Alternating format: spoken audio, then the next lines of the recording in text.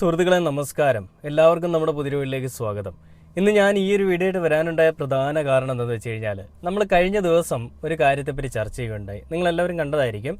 അതെ, മോഹൻലാലിൻ്റെയും മമ്മൂട്ടിയുടെയും വിഷയങ്ങൾ. ആ വിഷയങ്ങളിൽ മോഹൻലാൽ സ്വീകരിച്ചിരുന്ന നയവും മോഹൻലാലിൻ്റെ നിശബ്ദതയും ഒക്കെ നമ്മൾ ചർച്ച ചെയ്തു. അങ്ങനെ ഇരിക്കെ താരരാജാവായിട്ടുള്ള നമ്മുടെ എല്ലാവരുടെയും പ്രിയങ്കരനായ മമ്മൂക്കയ്ക്ക് പണി കിട്ടിയതിന് പിന്നാലെ ഇന്നലെ ഇപ്പോൾ മോഹൻലാലിന് പണി കിട്ടിയിരിക്കുകയാണ്. എന്തിൻ്റെ പേരിലെന്ന് വെച്ച് കഴിഞ്ഞാൽ, ആനക്കൊമ്പ് അനധികൃതമായിട്ട് കൈവശം വെച്ചിരുന്നതിലുള്ള ഉടമസ്ഥാവകാശം ഹൈക്കോടതി എടുത്ത് കളഞ്ഞിരിക്കുകയാണ്. ഈ ആനക്കൊമ്പ് മോഹൻലാലിന് ഈ പറയുന്ന അനധികൃതമായിട്ട് കിട്ടിയതല്ല, മോഹൻലാലിന് അല്ലാതെ കിട്ടിയതാണെന്ന് മോഹൻലാൽ വാദിക്കുകയും അത് കേരള സർക്കാർ, നമ്മുടെ സംസ്ഥാന സർക്കാർ കേന്ദ്രം നൽകിയ അനുമതി അത് ശരിവെക്കുകയും മോഹൻലാൽ ഉടമസ്ഥാവകാശമുണ്ടെന്നുള്ള ഒരു രേഖയാണ് ഹൈക്കോടതിയിലേക്ക് സമർപ്പിച്ചിരുന്നത്. 2012 കേസിനാസ്പദമായ സംഭവം നടക്കുന്നത് നിങ്ങൾ മനസ്സിലാക്കണം.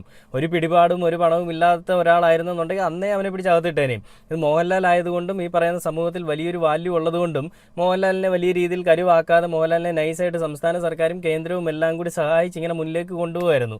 അപ്പോൾ അങ്ങനെ ഇരിക്കെ ഇന്നലെ ഹൈക്കോടതി ഒരു ഉത്തരവ് പുറപ്പെടുവിച്ച ഒരു വ്യക്തി നൽകിയൊരു പരാതിന്മേലാണ് ഈ ഒരു ഹൈക്കോടതിയുടെ ഒരു നടപടി ഉണ്ടായത്. ഹൈക്കോടതി പറഞ്ഞു, ഈ ഉടമസ്ഥാവകാശം റദ്ദാക്കിയിരിക്കുകയാണ്. ആനക്കൊമ്പ് കൈവശം വെക്കാനുള്ള യാതൊരു അവകാശവും മോഹൻലാലിനില്ല എന്ന് പറയുകയും ആ ആനക്കൊമ്പ് ഈ പറയുന്ന മോഹൻലാലിൻ്റെ പക്കൽ നിന്ന് എടുക്കാനുള്ള തീരുമാനങ്ങളും നടപടികളും ഒക്കെ ആരംഭിച്ചിട്ടുണ്ട്.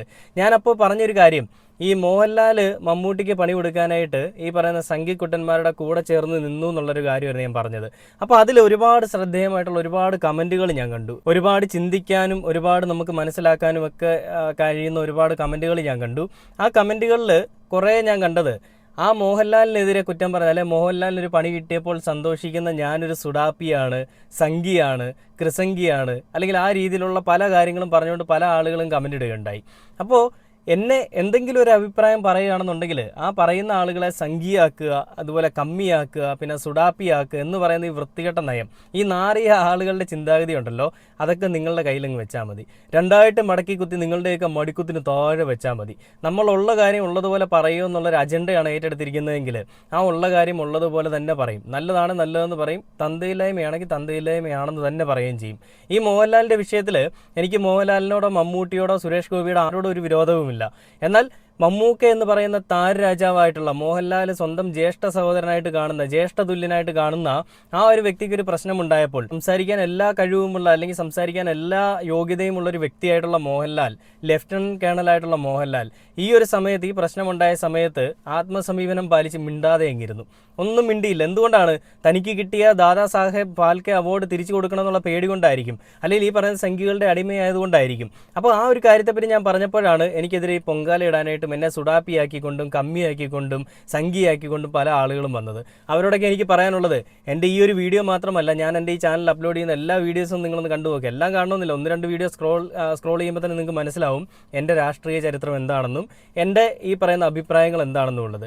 നമ്മൾ ഈ സമൂഹത്തിൽ പറയാൻ പലരും പേടിക്കുന്ന, അല്ലെ പറയാൻ പലരും മടിക്കുന്ന കാര്യങ്ങളെപ്പറ്റി ചർച്ച ചെയ്യുക എന്നുള്ളൊരു അജണ്ടയോട് കൂടിയാണ് ഞാൻ ഈ രംഗത്തേക്ക് വന്നിരിക്കുന്നത്. അപ്പോൾ അതുകൊണ്ട് തന്നെയും പല ആളുകളും വായടപ്പിക്കാൻ ശ്രമിക്കുന്നുണ്ടെങ്കിലും ഒരു കോപ്പും എങ്ങും നടക്കാൻ പോകുന്നില്ല എന്ന് പറഞ്ഞുകൊണ്ട് നമുക്ക് വീഡിയോയുടെ എന്താണ് കമൻറ്റിൽ വന്നിരിക്കുന്നത് കണ്ടു നോക്കാം.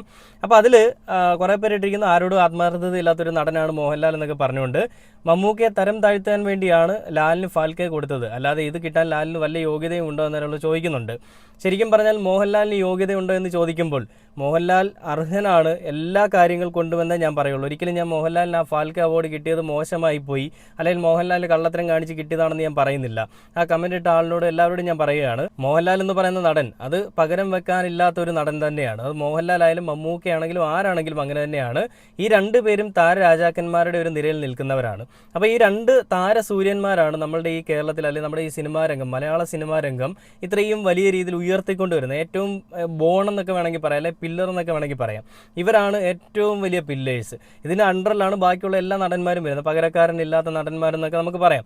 അപ്പോൾ അങ്ങനെ ഇരിക്കെ ഈ രണ്ടുപേരെയും തമ്മിൽ പരസ്പര വൈരുദ്ധ്യം ഉണ്ടാക്കാനായിട്ട്, രണ്ടുപേരെയും തമ്മിൽ അടുപ്പിക്കാനായിട്ട് സംഘികൾ ചെയ്ത പരിപാടിയായിരുന്നു മമ്മൂക്കയ്ക്കെതിരെയുള്ള ഹവാല ഇടപാട്, കള്ളപ്പണം വെളുപ്പിക്കൽ, ഈ പറയുന്ന വണ്ടിക്കടത്ത്. ഇതൊക്കെ മമ്മൂട്ടിയുടെ കുടുംബത്തിനെയും കൂടെ വലിച്ചിട്ട് അതിൻ്റെ പേരിലാണ്.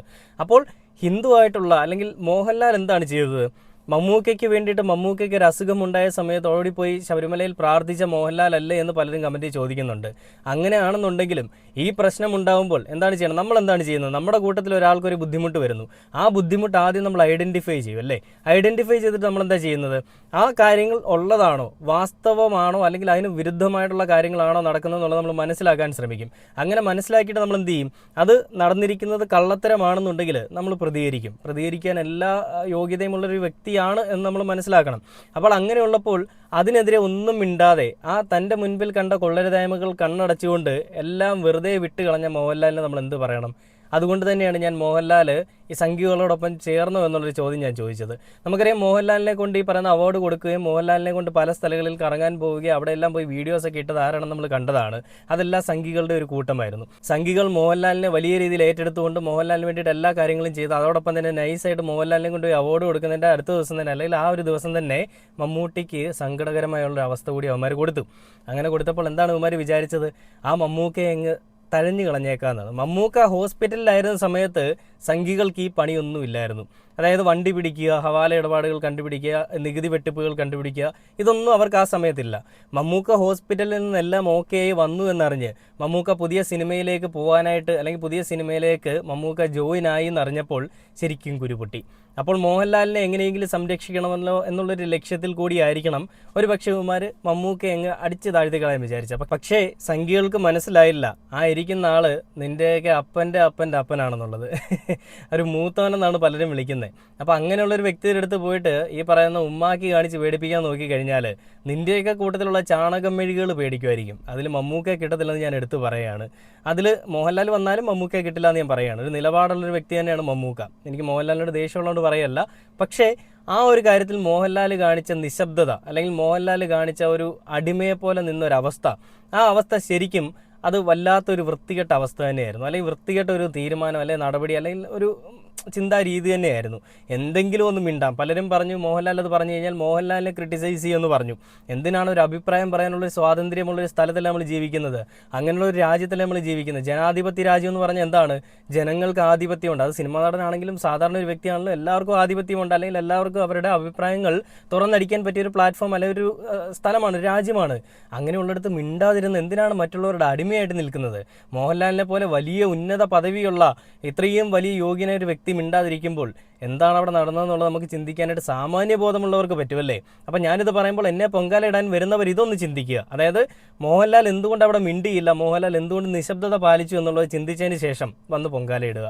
ഇതിൽ കുറേ വേറെ കമൻറ്റുകൾ വന്നിരിക്കുന്നത് ശങ്കറിനെ താഴെ ഇറക്കി ലാലിനെ പൊക്കിക്കൊണ്ട് വന്നത് RSS ആണ് എന്ന് കേട്ടിട്ടുണ്ടെന്നൊക്കെ പറഞ്ഞിട്ട് പലരും കമൻറ്റ് ഇടുന്നുണ്ട്. അതെനിക്കറിയില്ല, അതിനെപ്പറ്റി കൂടുതലായിട്ട് അറിയില്ല. അങ്ങനെയാണെങ്കിൽ ഇത് ആയിട്ട് ബന്ധമുണ്ടെന്ന് എനിക്ക് തോന്നുന്നു. അപ്പോൾ ഇതിൽ കുറേ കാര്യങ്ങൾ, കുറേ പേരൊക്കെ എനിക്ക് കമൻറ്റ് ഇട്ടിട്ടുണ്ട്. കുറേ പേര് brother what coconut you talking എന്നൊക്കെ പറഞ്ഞിട്ട് കുറേ പേര് ചോദിച്ചിട്ടുണ്ട്. എന്താണെന്നുള്ളത് മനസ്സിലാവേണ്ടവർക്ക് മനസ്സിലായിട്ടുണ്ട്. അത് പ്രത്യേകിച്ച് പറഞ്ഞു തരേണ്ട ആവശ്യമില്ല. പിന്നെ എന്നെ സംഖ്യയാക്കാനും എന്നെ ഈ പറയുന്ന സുഡാപ്പിയാക്കാനും ഒക്കെയാണ് പലരുടെ ശ്രമം. എന്ത് തന്നെയാണെന്നുണ്ടെങ്കിലും മമ്മൂക്കയ്ക്കെതിരെ നിങ്ങളുടെ കേന്ദ്രത്തിലുള്ള ആളുകൾ കളിച്ചപ്പോൾ കേരളത്തിൽ നിന്ന് ലാലേട്ടൻ ഈ പണി കിട്ടുമെന്നുള്ളത് നിങ്ങൾ ആരും വിചാരിച്ചില്ല. മമ്മൂക്ക ഈ കേരളത്തിലുള്ള എല്ലാ ജനങ്ങൾക്കും അറിയാം. ആ വ്യക്തിയുടെ വ്യക്തിത്വം എന്താണെന്ന് ജനങ്ങൾക്കറിയാം. ആ വ്യക്തിയുടെ മക്കളും അതേ രീതിയിലുള്ള വ്യക്തിത്വം ഉള്ളവർ തന്നെയാണെന്ന് നമുക്ക് എല്ലാവർക്കും അറിയാം. അങ്ങനെ ഇരിക്കെ ആ വ്യക്തിയെയും ആ വ്യക്തിയുടെ കുടുംബത്തിനെയും ഈ പറയുന്നൊരു പ്രശ്നത്തിലേക്ക് വലിച്ചിഴച്ചു കഴിഞ്ഞാൽ ആ പ്രശ്നം ഏതൊക്കെ രീതിയിലേക്ക് ചർച്ച ചെയ്യപ്പെടും, ഏതൊക്കെ തലങ്ങളിലേക്ക് പോകുന്ന നല്ല രീതിയിൽ അറിയാവുന്നത് കൊണ്ട് തന്നെയാണ് ഇവർക്കെതിരെ ഈ ഒരു പേരിട്ടുകൊണ്ട്, ഹെഡ്ലൈനും ഇട്ടുകൊണ്ട്, മാധ്യമങ്ങളെ കൂട്ടുപിടിച്ചുകൊണ്ട് ക്രിസംഖികളും സംഖ്യക്കുട്ടന്മാർ വൃത്തികെട്ട പരിപാടി കാണിച്ചത്.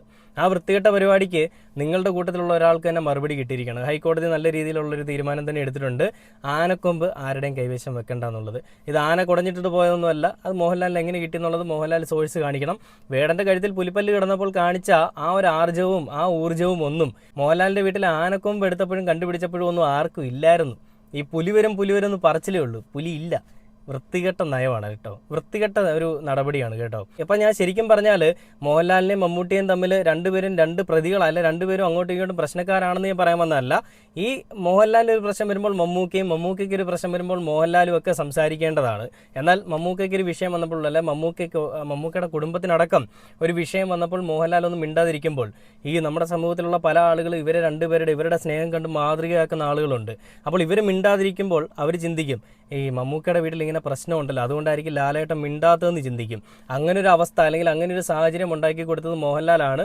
അപ്പോൾ അങ്ങനെയെങ്കിൽ മോഹൻലാലും അറിഞ്ഞോ അറിയാതെയോ ആരുടെ അടിമയായിട്ട് നിൽക്കുകയാണെന്നുള്ളത് തന്നെയാണ് എനിക്ക് തോന്നുന്നത്.